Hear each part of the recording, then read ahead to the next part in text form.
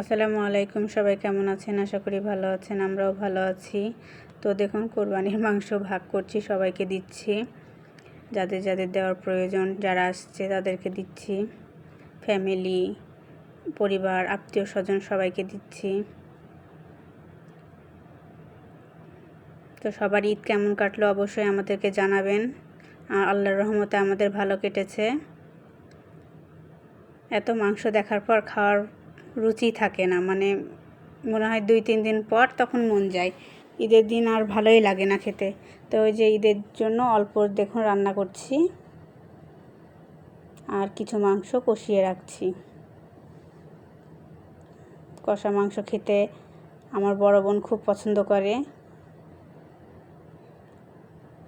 কাদের কাদের পছন্দ অবশ্যই কমেন্টের মাধ্যমে জানাবেন।